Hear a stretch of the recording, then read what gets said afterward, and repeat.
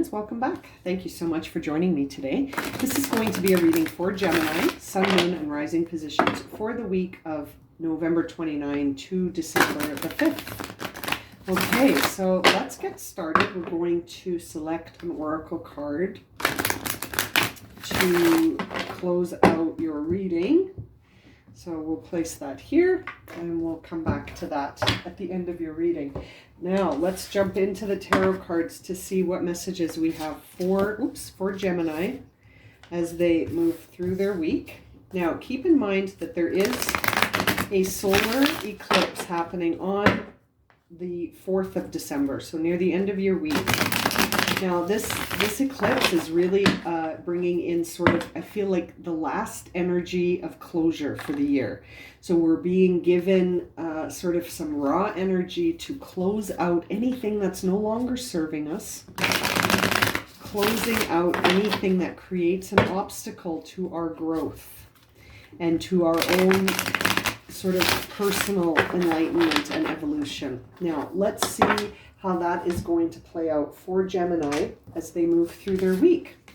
Okay, starting out strong here with the King of Pentacles. So Gemini, you have a vision. You have a vision that you want to connect to the external world.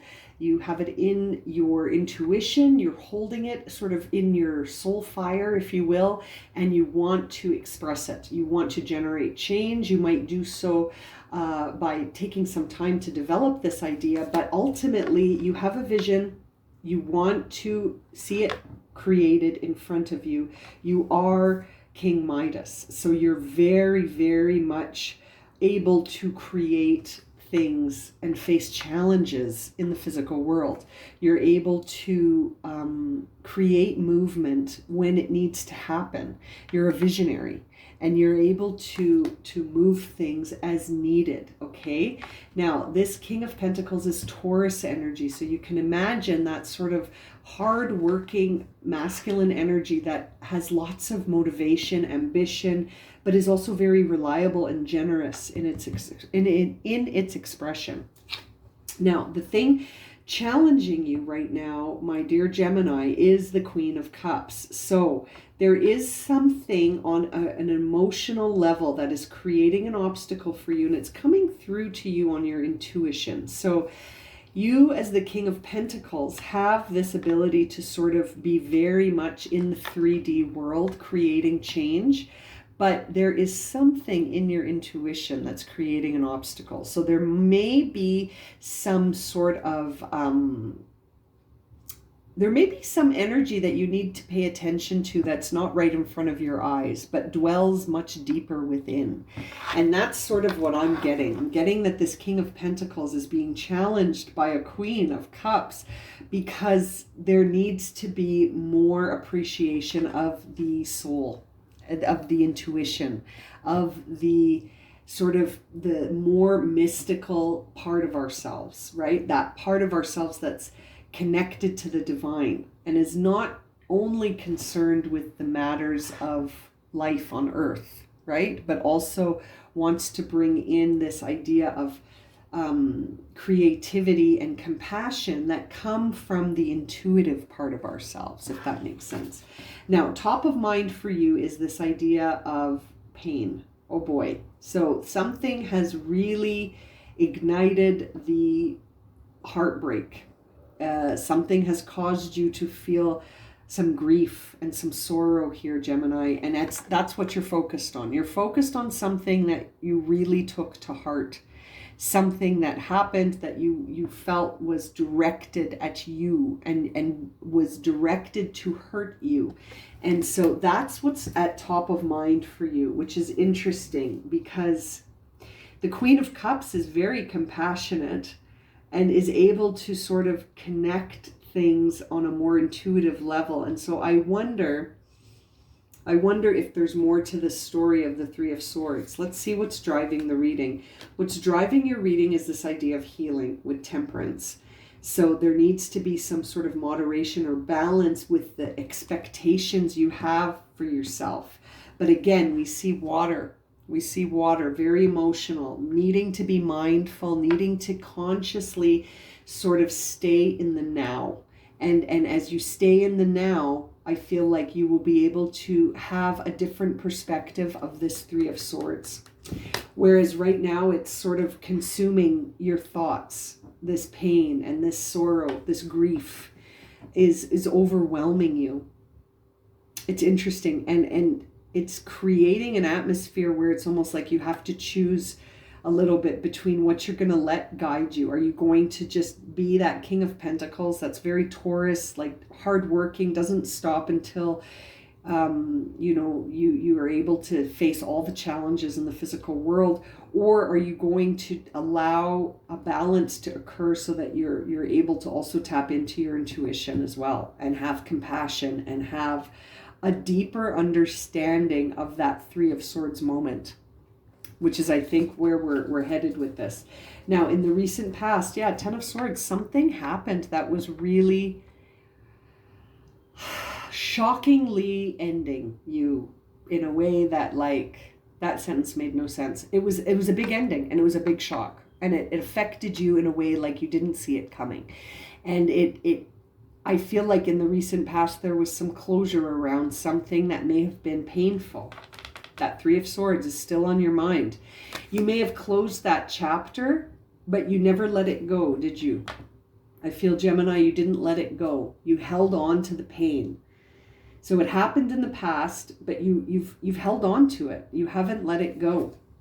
In the upcoming future, I feel like you're going to figure out just how powerful you are in terms of how your mind can manifest. And so maybe you're going to see things in a different way. You're going to start to see that you actually have the power to tell yourself this story of the 3 and 10 of Swords in a different way, a more empowering and healing way. Because the idea here that's driving your reading is healing. Okay, healing and being guided by the concept of staying in the now. So sort of letting go of the past hurts and staying in the now in order to manifest a new future, which is what that King of Pentacles does as well, is sort of creates that Midas touch feeling where you're able to be that alchemist, you can be the magician, and you can change your physical environment based on your intention.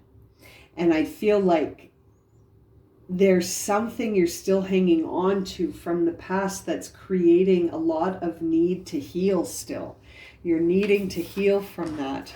Now, your inner dialogue is one of the 2 of Pentacles, which is very Capricorn, very much an indecisive energy where you're sort of, sorry, the lighting and the camera changed. There we go. Where you're trying to sort of juggle things and bring balance and harmony to a situation where there's opposing forces. So you're of 2 minds of this situation, Gemini. You're of 2 minds. You're of the mind that this situation was something that you're still struggling with, like you're holding on to a lot of the heartbreak and grief.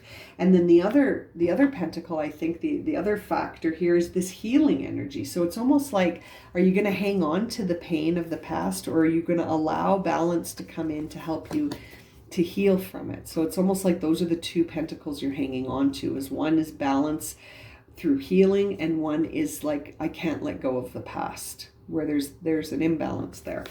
So it's interesting. I feel like you're going to move towards that empowering magician energy where you're able to see that the inner dialogue is the magic maker. That's where the magic happens, depending on what you believe, what you know, what you focus on. That's what grows, right? Whatever you give your attention to, that's what will grow. And I feel like right now your attention is on the pain of the past. But that potentially moving into this solar eclipse energy, potentially you're going to release that pain and sort of opt for the healing, right? Like to say, it's time I let go of this, I need to heal. Now, the 4 of Cups is your outward expression. So it makes sense, because by hanging on to the past, you're in a place of disillusion, and you're starting to feel it emotionally, right? You're starting to feel bored. You're starting to maybe yearn for something that's not a part of your life anymore. I feel like the 4 of Cups is a time where we're emotionally dissatisfied again, and that speaks to where's our focus. Is your focus on the present day, or is your focus on this thing in the past that needs healing and releasing potentially? You need to sort of think about whether or not is there value in hanging on to this situation, or is there a lack of value? You know, like, is it causing harm to hang on to it, or is it giving you value to hang on to it? Is it serving you? I'm feeling like it's not serving you, and that your intuition is sort of guiding you towards letting it go and to heal from it, you know, but that that part of you that's like wanting to understand it, you know, and see movement is still hanging on to it. But is it serving you? That's the question, right? Now, the idea here for what you're afraid of and what you're hoping for is expressed in the Hermit, which makes sense because, you know, seeing Temperance as what's driving your reading, there is a part of you that wants to do the inner work to heal this. But then there's another part of you that's like, I don't know that I really want to jump, even though I keep thinking about it. Do I really want to unpack it? And in the, with the intention of healing it, right? Because the Hermit goes into past experiences to understand the wisdom in order to heal, right? Not to just relive the experience without an intention, but your intention is to heal. So where's your attention? You know, I think that's the key message in your reading here, Gemini, is your attention on the past with the intention of healing, or just reviewing it over and over again to sort of re-traumatize yourself, it almost feels like, and to keep that connection alive. That's the other thing, is that it does re-traumatize you, but by hanging on to that story, it almost keeps you connected to the people involved in that story. And that's not to be dismissed. That might be part of why you're not, you know, 100% on whether or not it's time to close this chapter, because potentially by closing the chapter, you actually are going to be severing the connection between you and certain individuals, or you and an experience, or you and an opportunity. And maybe you're not ready to say goodbye to it yet, but it's interesting. Now, here's the King of Wands. So the beginning of the reading, you got the King of Pentacles, and now we're seeing the King of Wands. So I feel like not only do you have the ability to sort of create change in the physical environment, but you also have the ability to connect your vision to the external world. Sort of like I was saying when I first talked about the King of Pentacles, I was saying that, you know, something resides in your mind, and you want to connect it to the physical world, and that might involve generating a lot of change, and you might need time to develop it so that it can sort of express itself in the physical world. But now that I see the King of Wands here, I feel very much assured that that message is true, that the vision you have in your mind, that you want to sort of overcome the challenges so that you can express it, it also has to do with sort of this wisdom that you've gained, or that you will gain, and that it's coming through as an expression of, I feel like you're expressing your truth here. And it's not just expressing it with words, but you're expressing it with actions. You're taking an honorable step here. This is about you sort of having standards and a motivation to upkeep those standards, right? Because you now have a new view of something that you're trying to create. But man, there's something from the past holding you back.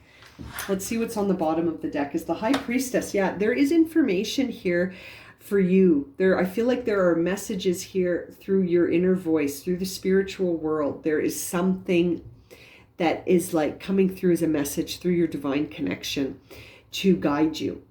And it's, you know, expressed here with the Queen of Cups as well. And so when I see the High Priestess and the Queen of Cups, I really think that your empathic abilities, your senses are really starting to come online, but they could be creating a challenge for you, because they might be guiding you to close this chapter and start this new business here with the King of Pentacles and the King of Wands.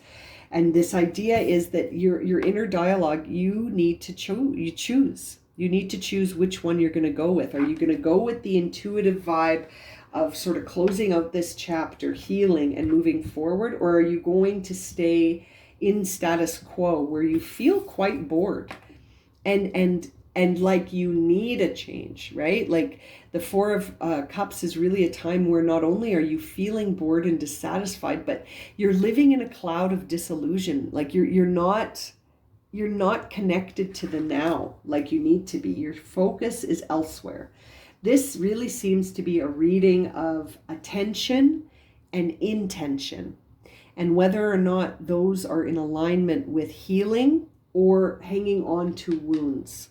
It's a very interesting reading for you, Gemini. Now, to close out your reading, let's see what message you received. You got card 31. I believe, who got this one? Virgo? I believe it was Virgo. Embracing change. I move easily and confidently through the changes of my life, which is what the King of Wands and what the King of Pentacles do. They do move.